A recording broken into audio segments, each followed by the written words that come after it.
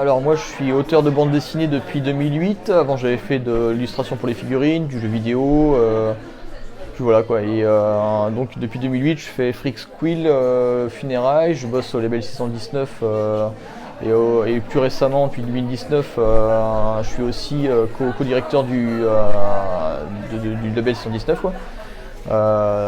Co-éditeur. Voilà. Alors la bande dessinée, je suis tombé dedans vraiment tout petit effectivement avec les Picsou de Don Rosa, tout ça, enfin cette époque-là. Et ensuite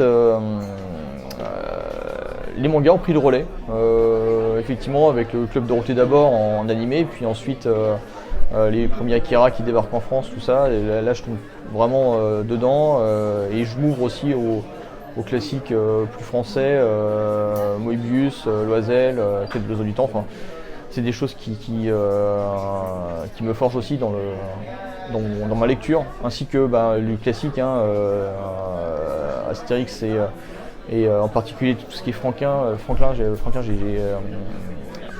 version la gaffe, j'allais à la bibliothèque pour les emprunter, quoi. C'était vraiment c'est mon petit péché mignon, quoi. Comment le projet s'est monté en fait, Run me parlait de ce projet depuis 10 ans. En fait. Grosso modo, on se connaît depuis 15 ans et il a commencé à me parler de ce projet-là. Il a commencé à me parler surtout d'Elizabeth Short en fait, et du Dahlia Noir, parce qu'il avait lu énormément de bouquins dessus. Il s'était passionné pour l'affaire par l'histoire de George Odell. Et au final, lorsque les archives du FBI ont été déclassifiées, il a pu commencer à vraiment creuser dedans, se rendre compte qu'il y a énormément de mystification autour d'Elizabeth Short. Le livre de Stéphane Bourgoin était une cochonnerie, George Odell était une piste assez fantaisiste. Et au final, on s'est dit, tiens, et si on faisait une histoire dessus? Et petit à petit, l'histoire prend de l'ampleur. Ça devient autre chose qu'une petite histoire dans un Doggy Bags avec un petit bonus. Ça devient vraiment un truc ambitieux parce qu'on se rend compte que, à force de creuser, l'histoire d'Elizabeth Short est beaucoup plus complexe qu'on ne le pensait, et surtout, elle véhiculait autre chose que le glamour hollywoodien. On voulait raconter finalement l'histoire d'une femme au destin tragique dans le Hollywood de 1946, mais une femme qui désirait une vie normale finalement. Alors par rapport à tout ce qui a été fait, en fait on est presque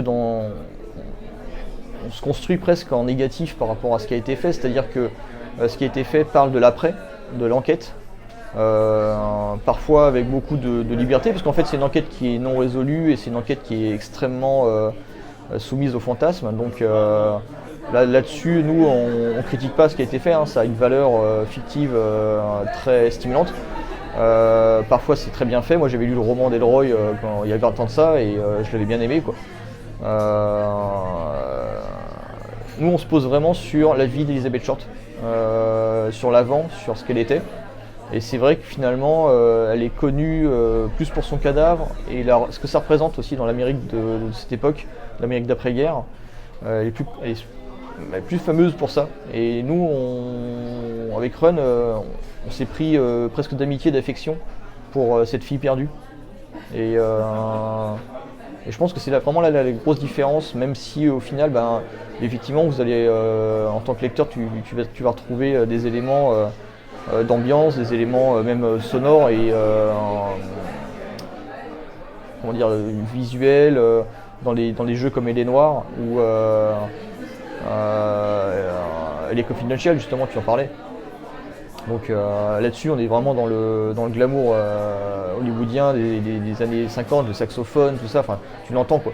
Mais pour autant, on raconte voilà, je vais revenir dessus encore une fois, mais on raconte vraiment la vie d'une femme qui essaie de s'en sortir, quoi. Alors, par rapport à ce que j'ai fait avant, mon angle d'attaque c'est assez simple. On est dans la reconstitution. Moi je fais de la reconstitution médiévale aussi, en dehors de Mes Heures Perdues.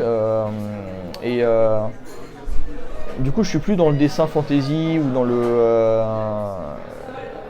dans l'expression d'un fantasme presque guerrier et fantastique, quoi. Ou super héroïque. Là je suis vraiment dans la reconstitution de la vie de quelqu'un qui a vraiment existé, quelqu'un qui dont on retrouve les éléments au fur et à mesure. Ron me donne les éléments d'enquête, au fur et à mesure le personnage se dessine. Donc évidemment j'ai beaucoup de photos, j'ai beaucoup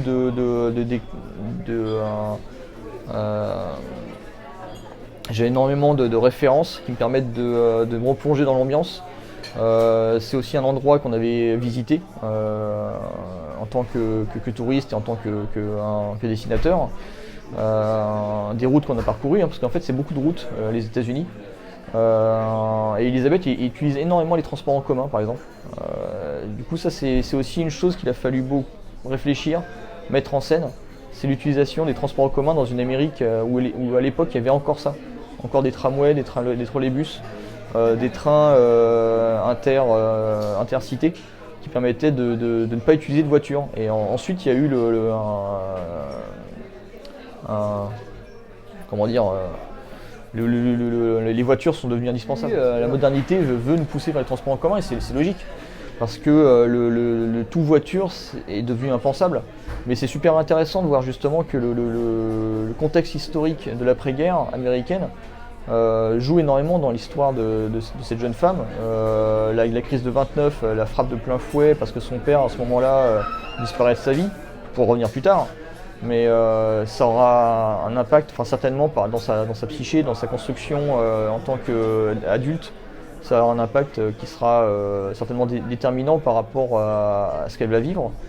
Et pour autant, voilà, on propose, voilà, grâce aux éléments d'enquête que Ron a compilés dans énormément de pages, énormément d'éléments factuels tirés de sites comme newspaper.com ou ancestry.com qui permettent d'avoir accès à des archives hyper détaillées. Parfois inédite sur l'affaire. Il y a quelque chose d'extrêmement stimulant, c'est un livre enquête en fait qui nous permet de découvrir ce qu'était l'Amérique de l'époque et d'enquêter avec les enquêteurs de l'époque finalement et avec nous, qui permettent de nous plonger dans une recherche. Alors, je vais continuer Funérailles et Freak Squill avec une nouvelle série. Après ça, voilà, pourquoi pas un petit low reader avec un massicot qui pourrait tomber. Et puis derrière, avec Run, on s'est beaucoup.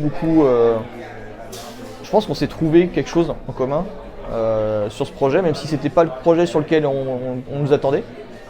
Run sur Mutafukaz, moi sur Freak Squill, on nous attendait pas sur un short story. Et pourtant, on a trouvé notre compte, on a trouvé quelque chose. Peut-être qu'on fera.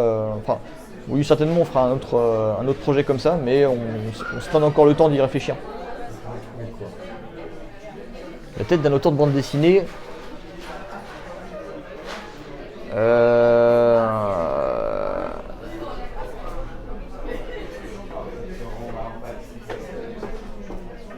Je t'aurais dit Otomo il y a quelques années, mais j'ai l'impression de comprendre Otomo. Donc je vois pas trop l'intérêt de le faire.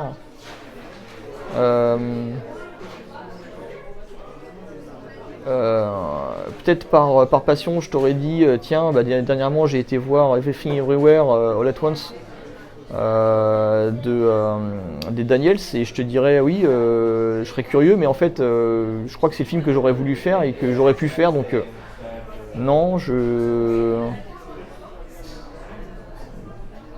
c'est compliqué comme question. Hein. Un auteur de bande dessinée.